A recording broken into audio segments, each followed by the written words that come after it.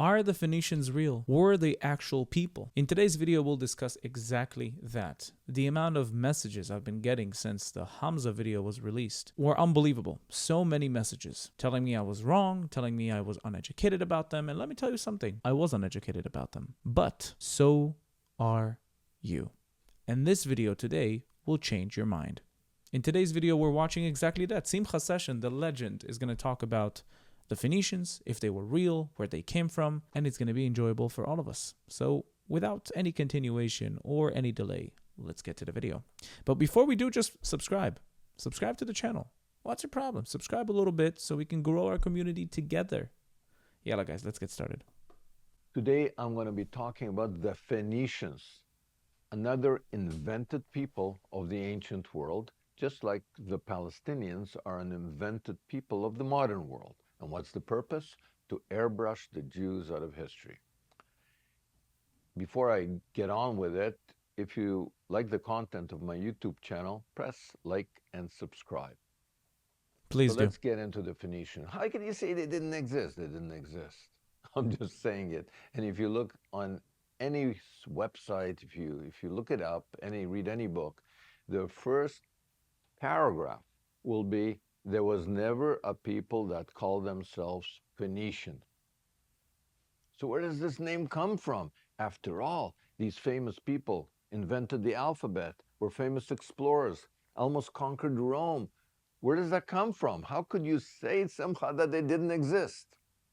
Well, it comes from Greek, to describe Semitic people living along the coast of what is today Lebanon and Israel. When the Greeks saw Semites coming across, little kids would run up and say, Mommy, Mommy, it's the Phoenicians, from the Greek word Phoeniki. And what does it mean? Why was the kid so excited to tell his mother that the Phoenicians were coming? Because it's not an ethnicity. Phoeniki means red, blue, purplish, the kind of color that the Greeks identified being in the heart of a flame. And the people who knew how to make that color, the dye makers, who didn't use indigo, plant-based, but used the murex shell, a shell of a snail that has a special ink that under a certain process you turn into this incredible color that lasts forever and doesn't run. These were special people, but they weren't an ethnicity or a nation, they were a trade. They were the dye makers. This dye, the Phoenician blue that the Israelites called chelet, this dye was so special that it's mentioned in the Bible.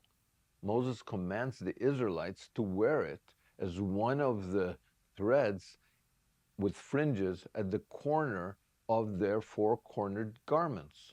So special that there's a divine commandment to wear it.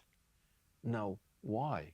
It was so special because only royalty wore it. In Rome, you could lose your life for wearing it because it meant that if you were a commoner, that you're an insurrectionist, a revolutionary.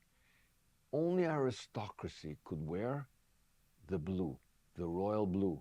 That's where blue blood expression comes from. He has blue blood. It means he's an aristocrat. It comes from the dye, and the dye was made by the Phoenicians, the dye makers. And who were these dye makers? They were people who were self-identified as either Canaanites or Israelites. You mean some Phoenicians were Israelites? Yeah. But they are credited, the Phoenicians, with inventing the alphabet. Aleph, Bet are the first two letters of the Hebrew alphabet. They are credited as being great explorers. All the websites actually of all the Mediterranean countries boast that the Phoenicians were here first or second in ancient times. They were great warriors. Carthage was a Phoenician city, and they almost conquered Rome. Had they conquered Rome, all these languages that are today Latin, Roman-based, like French and Italian, would be Hebrew-based or Phoenician-based. They had a great general, Hannibal. That's Hebrew. It just means the chen of Baal. the grace of the Canaanite god Baal. My son's middle name is Hananiah, which means the grace of the Hebrew, the God of Israel. Wait a minute, what are you saying, Simcha? That it was Israelites who invented the alphabet? Israelites who explored the Mediterranean? Israelites who almost conquered Rome in the Punic Wars? Yeah, I'm saying it was also Israelites. Hannibal led a Hebrew-speaking army that had in it Baal worshippers and the worshippers of the God of Israel. But that was too much for anti-Semitic scholarship and anti-Semitic people to take in the last 2,000 years, that Israelites, Jews, almost conquered Rome. Too much. It was too much that Israelites, Hebrew-speaking Israelites, invented the alphabet and taught the Greeks and the rest of the world how to read and write. Too much. So suddenly, they invented the Phoenicians. What the Greeks called a trade, the rest of the world till today calls a nationality, an ethnicity. And if you're a scholar and you say, yeah, I know that nobody ever called themselves Phoenician, but they were Canaanites. They were all Canaanites. They went everywhere. They explored Spain and Portugal and Greece and Italy, and the Israelites didn't go anywhere, because you don't have a single website of any tourist bureau of any country in the Mediterranean that says Israelites were here in ancient days. It's always Phoenicians. The Israelites were afraid of the water. They're the only Mediterranean country that borders on the Mediterranean Sea that never went anywhere. Homebodies. It's just pure anti-Semitism. And what happens?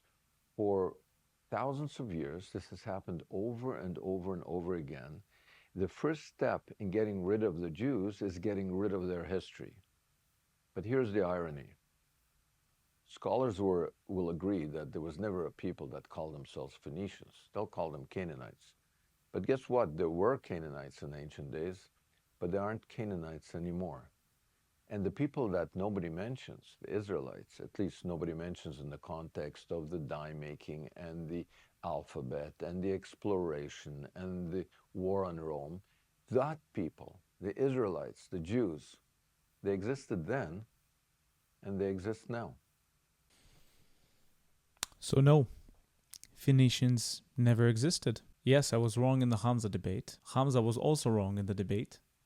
And also the people commenting, the Phoenicians didn't exist.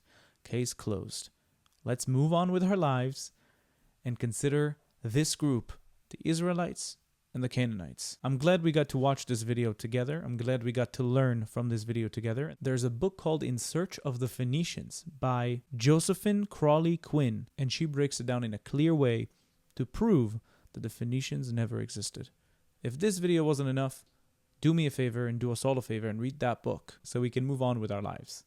Thank you for watching this video, and until next time, bye-bye. Don't forget to subscribe. Bye.